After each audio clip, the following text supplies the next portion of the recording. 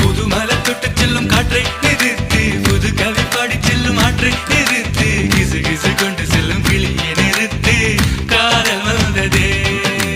இருமுயல் கொடுக்கின்ற முத்தம் நிறுத்து, இருதயம் அடிக்கின்ற சத்தம் நிறுத்து, இலங்கையில் நடக்கின்ற யுத்தம் நிறுத்து, காதல் வந்ததே, எனக்கு காதல் வந்ததே.